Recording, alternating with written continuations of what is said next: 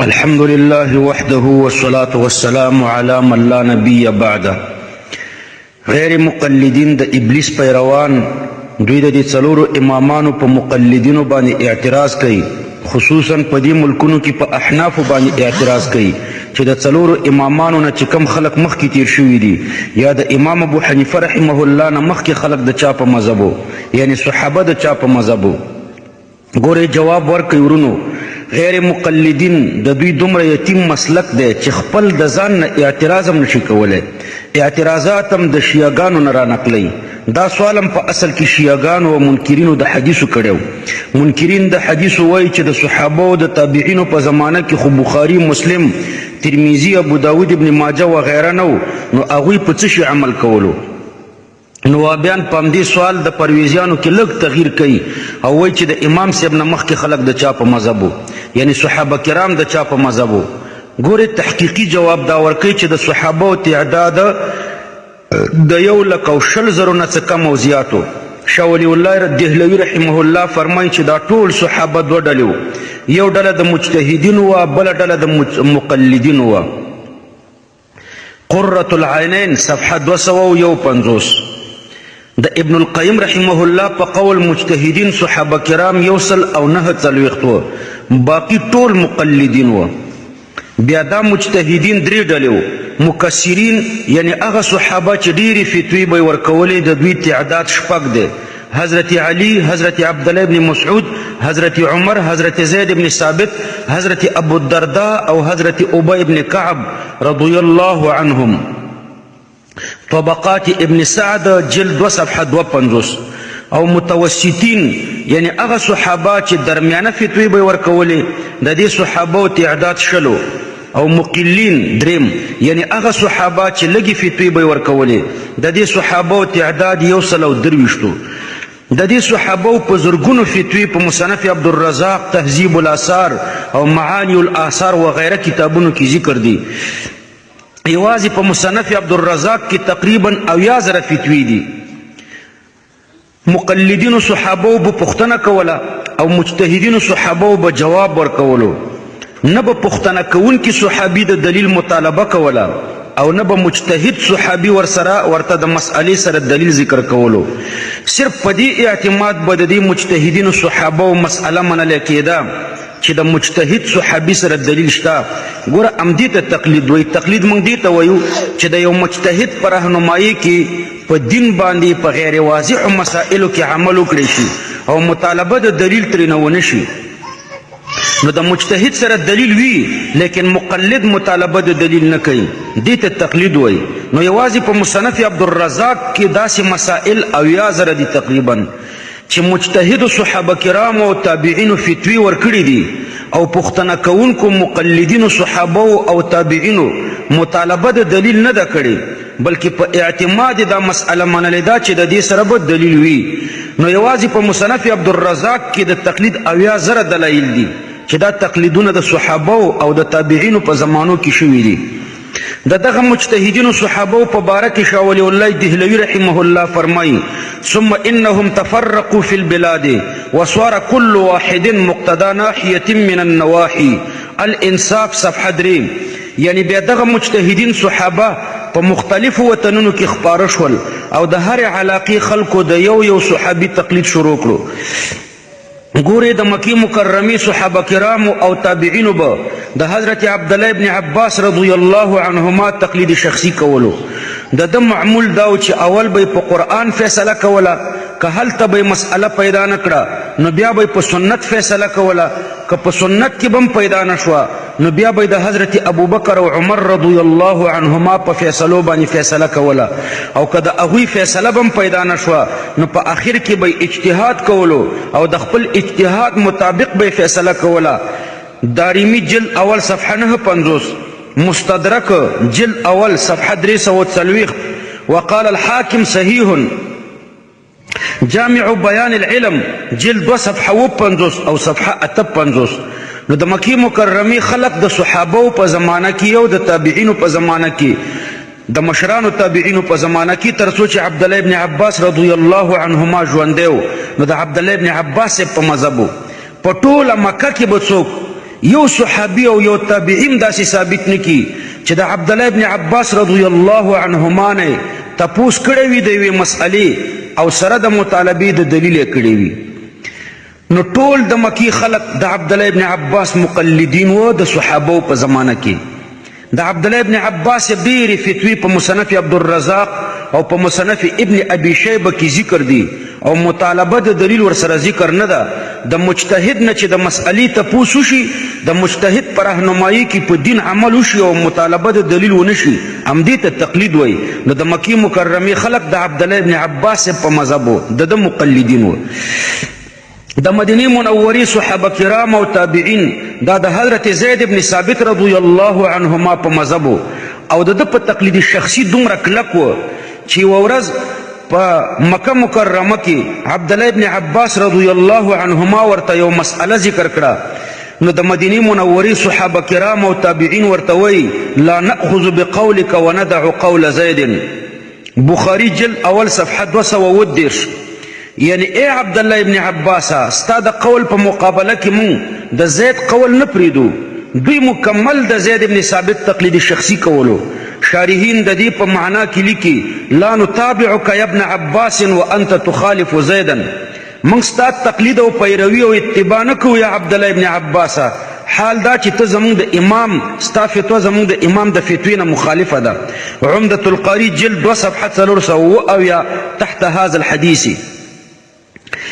او چې کله به فتوا ورکوله نو حضرت زید ابن ثابت به اول د قرآن مطابق فتوا ورکوله، بیا به د حدیثو مطابق فتوا ورکوله. که په دې دواړو کې به ورته ملاو نشو نو زید ابن ثابت به فرمایل انما اقول برأیي. جامع بیان العلم جلد 2 صفحه 58، بهقی جلد اول صفحه 155. یعنی زه بیا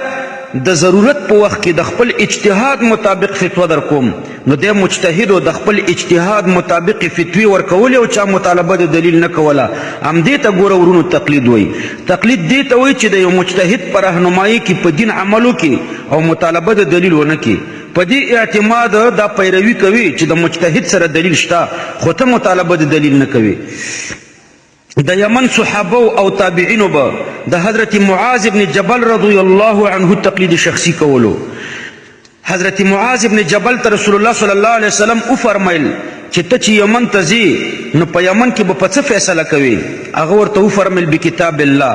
اول به په قرآن، که په هغې کې راته میلاو نه شوه بیا د رسول الله صلی الله علیه وسلم په سنتو، که دې کې راته میلاو نه شوه نو زه به اجتهاد کوم او د خپل اجتهاد مطابق به فتوا ورکوم. په ټول یمن کې یو غیر مقلد وابیم نه و چې هغه د حضرت معاذ ابن جبل نه مطالبه د دلیل کړي وي، بلکې د یمن ټول خلق د معاذ ابن جبل رضی الله عنه په تقلید شخصي باندې د په مذهب. د بصري صحابه او عامو تابعینو به د انس رضی الله عنه تقلید شخصي کولو. د کوفی خلکو د عبد الله ابن مسعود رضی الله عنه تقلید شخصي کولو. د عبد الله ابن مسعود رضی الله عنه منشور داو فمن عرض ولكم منكم قضاء فمن عرض وله منكم قضاء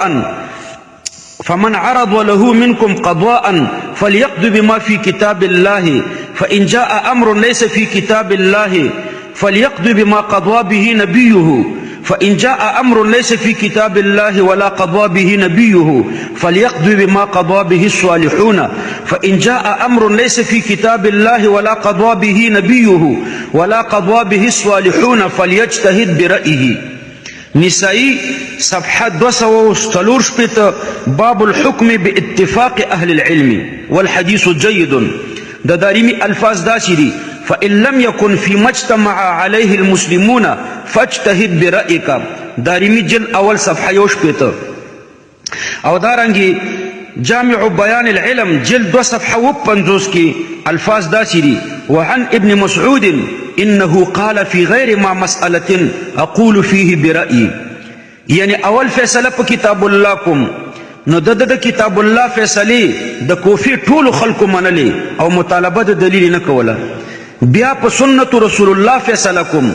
د سنت مطابق فیصلې د کوفي ټولو خلکو منلې د دې مجتهد عبدالله ابن مسعود سے فیصلې منلې او مطالبه د دلیل چا نه کوله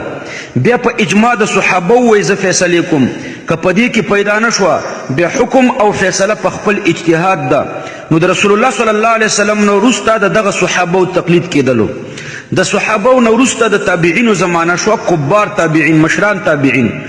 شاه ولی الله دهلوي رحمه الله فرمایي فعند ذلك صار لكل عالم من التابعين مذهب على حياله فانتصب في كل بلد امام الانصاف صفحه شپږ یعنی هر تابعی عالم ځان ته مذهب جوړ کړو او په هر خار کې یو تابعی عالم امام جوړ شو صدر الائمه مکی رحمه الله فرمایي چې ورځ حضرت عطا رحمه الله د خلیفہ هشام ابن عبد الملک په خدمت کې حاضر شو خلیفہ ترې نه پوښتنه وکړه چې ته د اسلامي ښارونو امامان پیژنې حضرت عطا ابن ابي رباح رحمه الله ورته فرمایي چې آو ګوره د مدینه منورې د خلکو امام حضرت نافع دی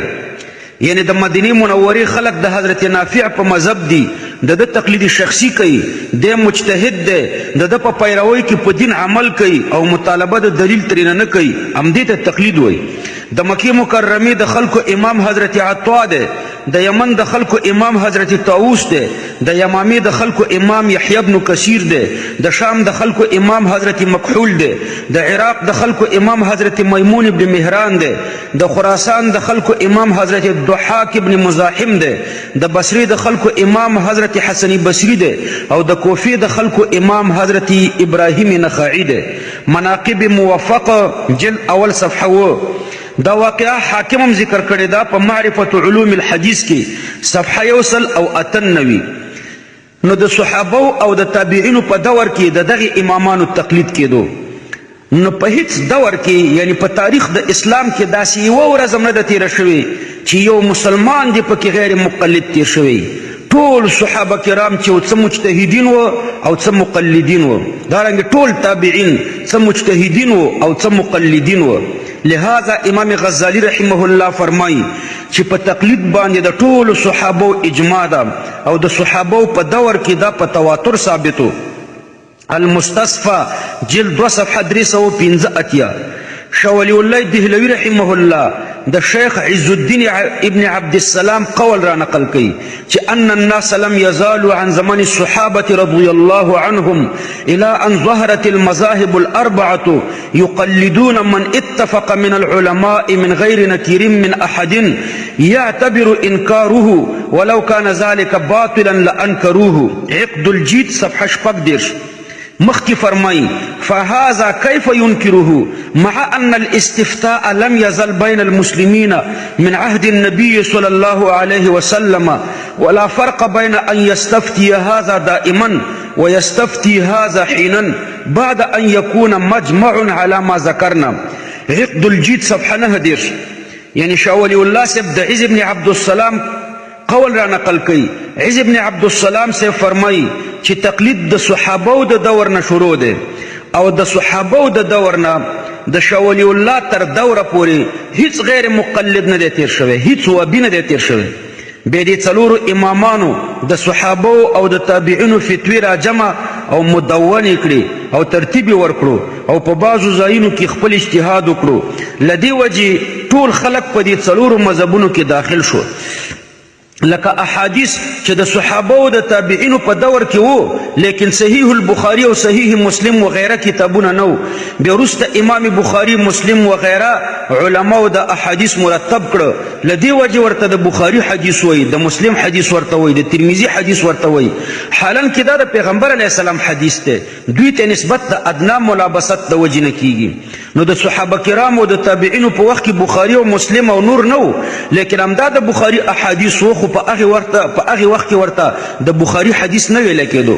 نو همدا شان د څلورو مذهبونو مسائل د صحابو په زمانه کې وو لیکن مرتب او مدون نو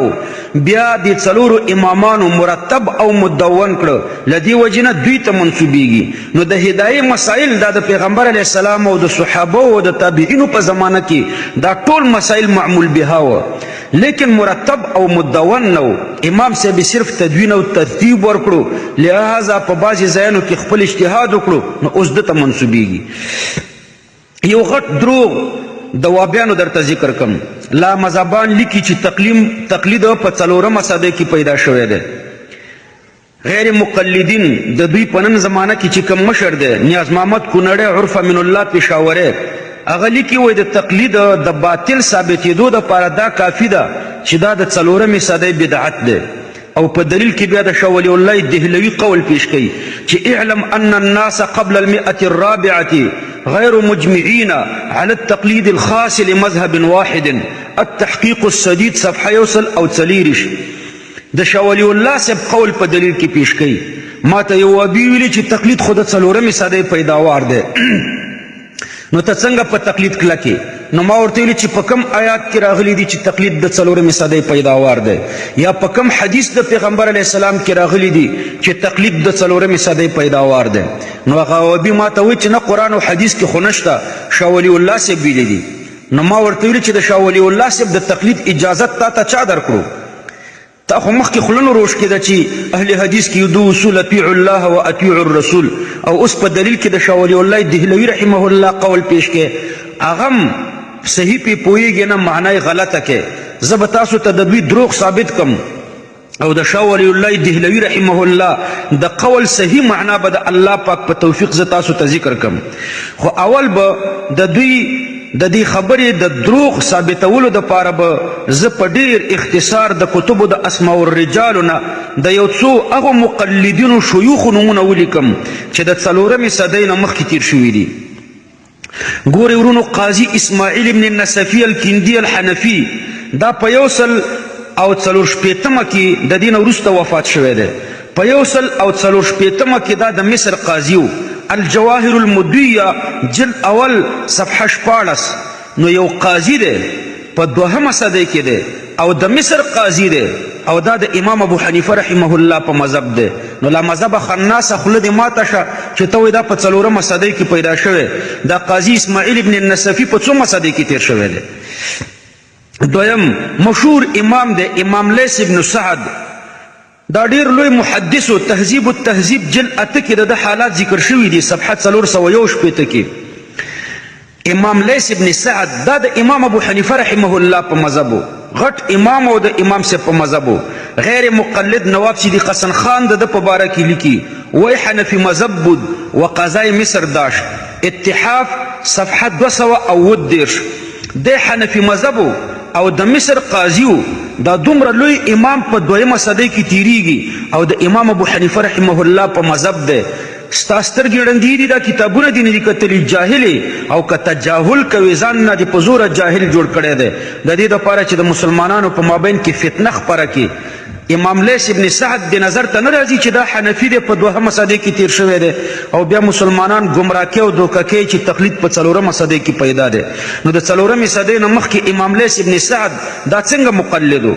دارنګې امام عبدالله ابن مبارک دا په 180 کې وفات شوی دی دا هم 2مه صدۍ وه د ده په باره کې راځي چې امام حافظ شیخ الاسلام تذکرة الحفاظ جلد اول صفحه 353 دی فرمایي چې ما سره د امام اعظم ابو حنیفه رحمه الله فقه ده تاریخ بغداد جلد 14 صفحه 355 مناقب موفق جلد اول صفحه 226 او صفحه 133 شرح الموتى جلد 2 صفحه 300 نو د امام صاحب په مذهب دا د امام بخاري استاد دی په 2مه صدۍ کې تیر شوی دی نو لا مذهب خناسه جاهلی په دې نه پوهېږي چې عبدالله ابن مبارک مقلد و په 2مه صدۍ کې تیر شوی او کنه تجاهل کوي ظاهره ده چې تجاهل کوي د ډالرو د هضمولو دپاره د ځان نه جاهل جوړ کړی دی مسلمانانو کې فتنه خپره 4 امام وکیع ابن الجراح دا په 2مه صدۍ کې 199 کې وفات شوی دی دا حنفی المذهب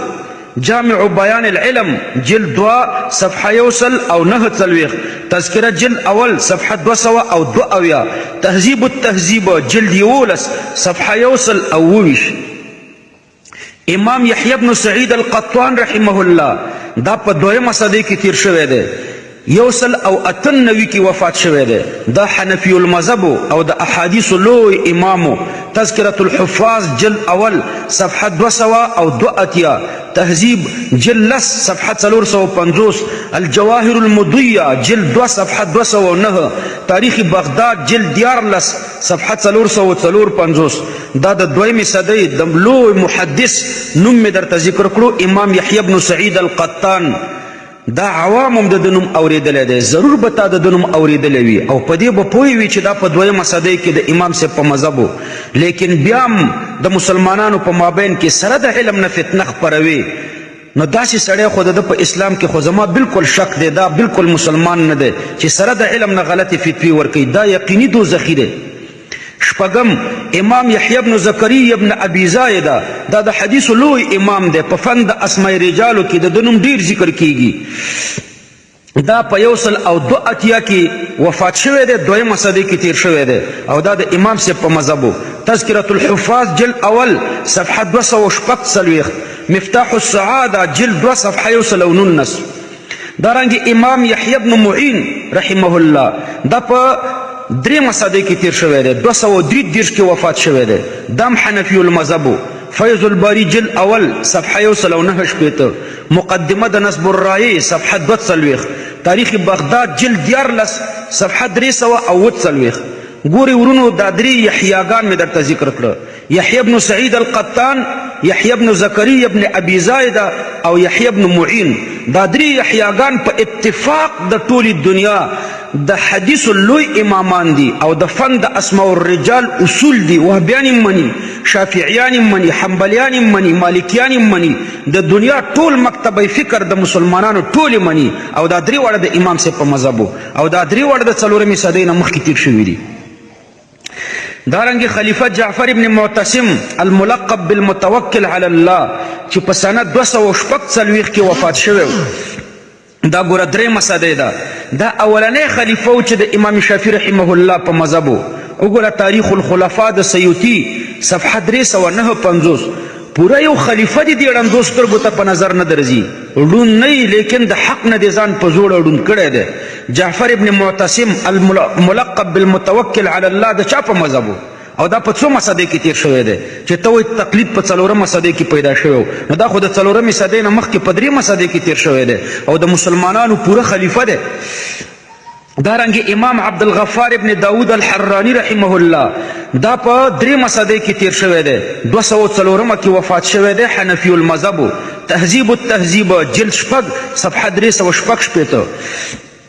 دارنګه امام عبدالملک ابن حبیب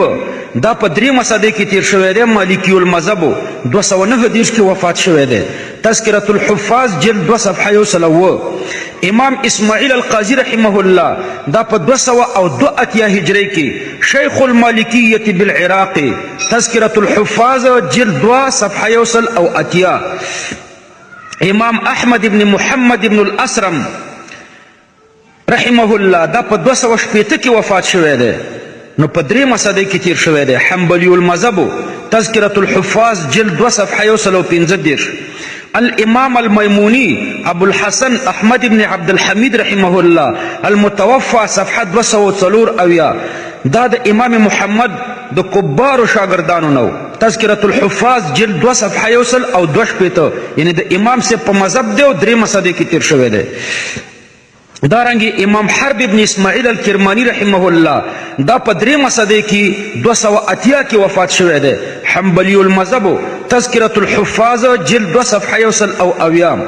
دارنګه امام ابو بکر احمد ابن محمد المروزی رحمه الله دا په 215 کې وفات شوی دی حنفی المذهب تذکرة الحفاظ جلد 2 صفحه 1 دارنګه امام بخاری رحمه الله دا په دریمه صدۍ کې تیر شوی دی 270 کې وفات شوی دی او دا شافعی المذهب طبقات شافعیه جلد 2 صفحه 1 تا صفحه 19 غیر مقلد د وابیانو سرګرو نواب صدیق حسن خان د په باره کې لیکي چې د شافعی المذهب ابجد العلوم صفحه 810 امام بخاری په نظر نه درځي چې دا د څلورمې صدۍ نه مخکې مقلدو امام محمد ابن ندور رحمه الله دا په 291 کې وفات شوی دی دا دریمه صدۍ وه د ټول خاندان حنفی المذهب تذکرة الحفاظ جلد 2 صفحه 200 دارنګ امام نسائی امام محمد ابن شعیب النسائی دا په 303 کې وفات شوی دی دا شافعی المذهب وګوره اکمال صفحه 220 امام محدث ابو عوانه دا په 314 کې وفات شوی دی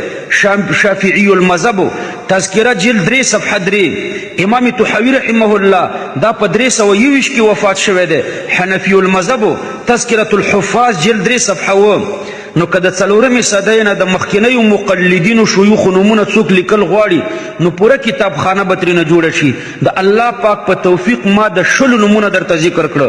او د داسې کسانو نومونه مې درته ذکر کړه چې مشارون الیها بالبنان دي وابیان هم پیژني حنفیان هم پیژني هغوی د څلورمې صدۍ نه مخکې کلک مذهبیانو یو 2 حوالی بنورم درته ذکر کم په 228 هجری کې خلیفہ واثق بالله العباسی د صد سکندر د حال د معلومولو د پاره یو هیئت ولېږلو هغوی چې هلته ورسېدل نو د صد سکندر خواوشا ټول خلک د امام اعظم ابو حنیفه رحمه الله په مذهبو د غیر مقلدینو سرګرو نواب صدیق حسن خان غیر مقلد د مسالک الممالک په حواله باندې لیکلی دي چې محافظان صد که در آنجا بودن همه دین اسلام داشتن و مذهب حنفی و زبان عربی و فارسی می گفتن اما از سلطنت عباسیه بی خبر بودن ریاض المرتاز صفحه 314 دویم د غیر مقلدینو سرګرو نواب صدیق حسن خان لیکي چې نشأ ابن شریح فأسس قواعد التقليد إلى أن قال ولذلك يعد من المجددين على رأس المئتين الجنة صفحه 9 امام ابن شریح همت وکړو او د تقلید د قواعد بنیاد کې خودلو لدی وجه هغه د دویمې صدۍ په مجددینو کې شمارل کیږي نو که د څلورمې صدۍ نه مخکې تقلید نه وی نو امام شریح د کم ضرورت دپاره د تقلید قواعد وضع کول عجیبه لطیفه درته ذکر کوم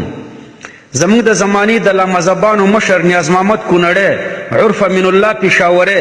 دی د تقلید په خلاف باندې یو ګرنګ لیکلی دی کتاب نه دی ګرنګ دی د ګرنګ نم بدتر دی په نوم د التحقیق السدید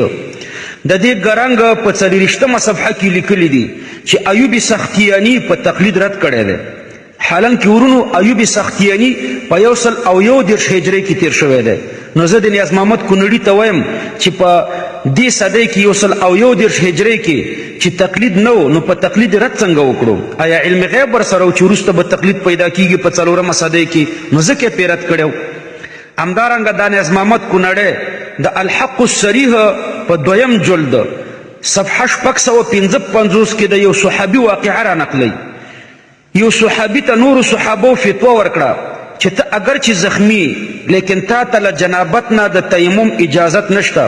لہذا ته غسل وکړه هغه صحابي چې کله غسل وکړو نو وفات شو نو نیاز محمد کونړی لیکي چې دغه صحابي د دې نورو صحابو تقلید وکړو نو ځکه مړ شو نو چې د صحابو په زمانه کې تقلید نو جاهل مرکبه نو دې صحابي به تقلید څنګه وکړو همدارنګه تاسو تقلید ته شرک وایي نو د دې صحابي په باره کې دې څه فتوا ده مونږ وایو چې دی وفات شوي صحابي د غیر مجتهدینو نه فتوا غوښتې وه نو رسول الله صلی الله علیه وسلم په دې باندې خفه شو چې د غیر مجتهد نه تاسو ولې فتوا غواړئ او وی فرمایل چې دوی نه پوهېدل نو ولې پوښتنه نه کوله هل لا سألوا اذا لم يعلموا ولې د مجتهدینو نه تپوس نه کوله چې کله دوی نه پوهېده او موږ د مجتهدینو پیروۍ ته واجب وایو اوس ورونو دا خبره پوره واضحه شوه چې د 4مې صدۍ نه مخکې تقلید و خپله شاه ولی الله دهلوي رحمه الله په بل ځای کې فرمایي وبعد ال200 ظهر فيهم التمذهب للمجتهدين بأعيانهم وقل من كان لا يعتمد على مذهب مجتهد بعينه وكان هذا هو الواجب في ذلك الزمان انصاف مع ترجمه اردو کشاف صفحه 950 یعنی د 2مې صدۍ نه وروسته په خلکو کې د یو معین مجتهد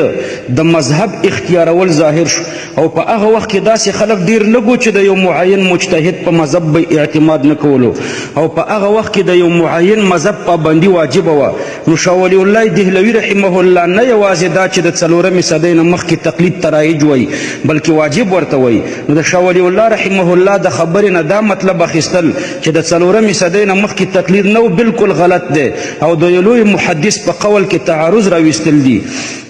نو د شاه ولی الله د قول معنا خپله د اقوالو نه راظاهریږي چې د څلورمې صدۍ نه مخکې د کوم خاص مذهب په تقلید باندې اجتماع نه وه، یعنی تقلید و لیکن متفرق او متعدد و، چا به د یو مجتهد او چا به د بل مجتهد تقلید کولو، او په بعضې ځایونو کې به چې د اجتهاد اهلیت و په بعضې خلکو کې نو هغوی به خپله اجتهاد کولو، او وروسته چې علمي کمزورۍ پیدا شوې نو بیا خلک د یو خاص مذهب پابند شو. لکه شاه ولی الله دهلوي رحمه الله په بل ځای کې فرمایي چې واعلم ان الناس كانوا في المئة الأولى والثانية غير مجتمعين على التقليد لمذهب واحد بعينه.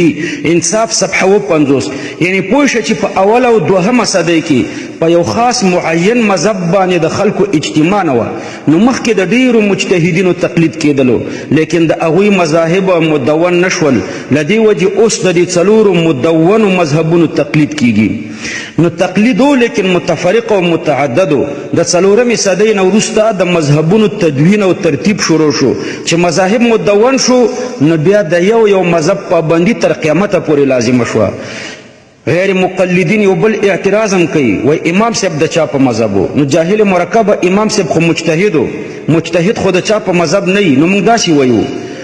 امام صاحب مجتهد و غیر مقلد نه و. غیر مقلد خو دې ته وایي چې نه مجتهد نه مقلدي. امام صاحب خپله مجتهد و، نو په دنیا کې به دوه ډلې دي، صرف یو مجتهدین او بل د مجتهدینو مقلدین، او دا درېیمه ډله د وابیانو ده. دا د شیطان پیروان دي، ځکه شیطان نه مجتهد او نه مقلد و، وابیان هم داسې دي، نه مجتهدین دي او نه مقلدین دي.